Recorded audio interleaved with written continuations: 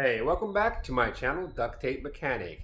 And in this video, I'm going to give you the top 2 reasons why your Whirlpool 2-in-1 removable agitator washing machine is not draining.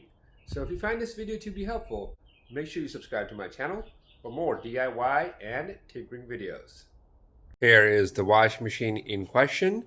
This particular model is WTW 430 7SW0, but this video, I should say, is going to be applicable to any sort of Whirlpool 2-in-1 removable agitator washer. So if it has this little removable agitator, this is the video for you. And I'm just going to be covering the top 2 reasons why your washing machine is not draining. So basically, you started to load, you come back, and it's still full of water. The first thing you want to do is make sure you unplug that machine. And the second thing, you're going to have to find a way to get some of that water out.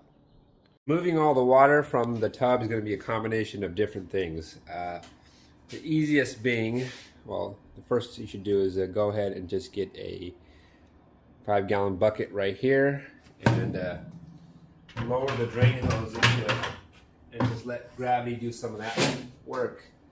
And that should take care of a lot of the water right there.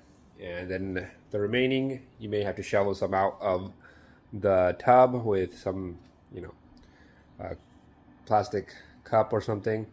And then after that, you will definitely want to lay down some towels, because after you've drained off most of the water, we will have to put this machine on its back. And before you do that, we also want to unhook the water lines as well. I forgot to mention, before you put this machine on its back, it's good to get a piece of duct tape and just tape the top to the chassis over here. That'll prevent your lid from snapping back and cracking.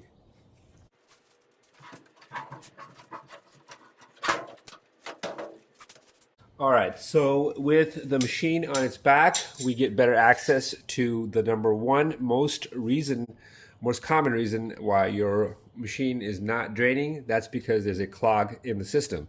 And now there could be a clog anywhere, but I'm going to show you the 2 most common reasons or places where I see clogs all the time on these machines. And that's in this general area. So the first thing we want to do when we're inspecting for clogs is take a look at removing the drain pump right here. So to do that, it's got 3 bolts, 1, 2, and then the third one is on the bottom right here. These are 5/16 head screws that you need to remove to inspect this area for clogs.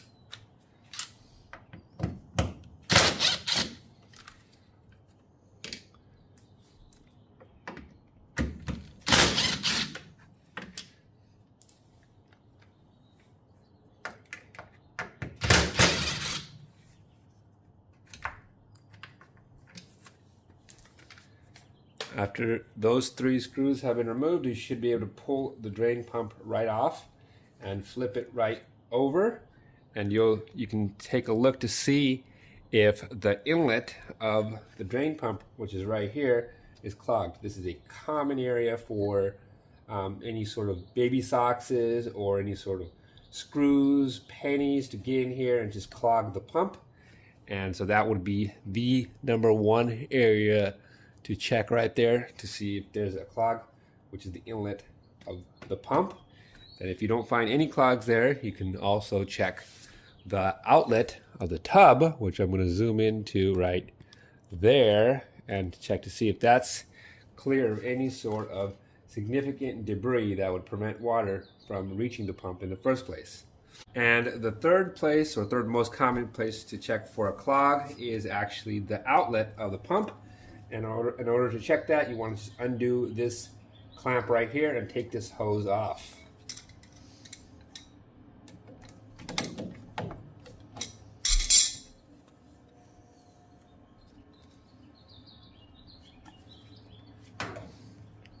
And you can inspect to see if this hose is clogged. And that is basically the 3 most common areas where you can get clogs that will prevent your washing machine from draining. All right, so after you verify that you don't have a clog in the system, the second most common reason for a washer to not drain is the drain pump itself is bad. Now I'm going to show you a couple of tests you could do to test this drain pump for both for mechanical and electrical failure, but by no means are they totally comprehensive of all of the possible drain pump failures. So I always advise that if you don't find a clog, go ahead and just put on a new drain pump, because after that, the only other reason that could be causing a no drain issue is a control board, and you don't want to have to replace that anyways. So I'm going to show you a couple of tests you could do to test for the drain pump, but if there's no clogs, go ahead and replace that thing anyways. After undoing this hose, you can just unplug the drain pump from this connector by pulling up on the cover and then undoing the plug.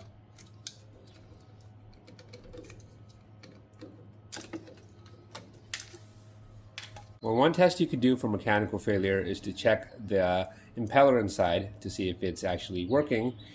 Or sometimes when these things break, like if there's a screw or a penny that gets clogged in there, this impeller can just physically break off. So when you turn this thing, you should be able to turn it clockwise, and after a while you'll meet some sort of mechanical resistance, and that's okay as long as it makes a click after that, like that. So it'll be turning then and click like that. So if you notice that it's super loose and you're just turning it freely, that's a mechanically broken drain pump.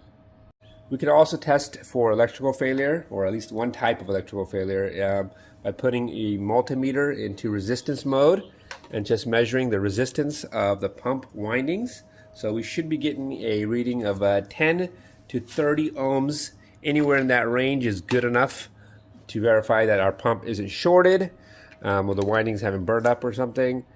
So we can just stick these probes in here. The meter's in resistance mode, so it doesn't matter which the orientation of the probes, and as long as they're making contact right there. Let's see, it's a little bit hard to do while trying to show it on camera, but that should do it right there. And as you can see, we're getting 19 ohms of resistance, so that is good. So if you were getting OL right there, and while you were measuring the terminals, that would mean that there's a short in there and their windings are no longer completing their circuit, so that would mean that the pump is electrically failed. Or if you were getting a resistance that was super high, that would also indicate an issue with the windings. But like I said, if you go through and you don't find a clog, I would still recommend replacing this pump, even if these two tests, the testing it mechanically and testing it, measuring the resistance, passed, because it could be a mechanical failure that you missed or couldn't test properly.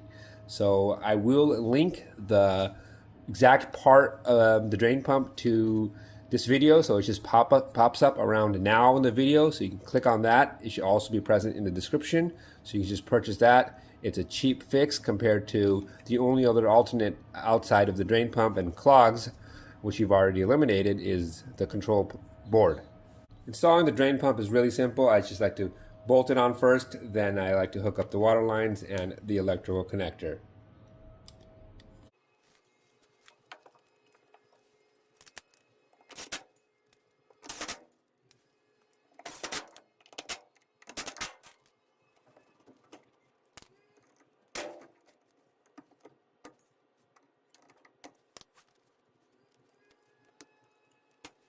Alright, so that is it. That's the top 2 reasons why your Whirlpool 2-in-1 removable agitator washing machine is not draining.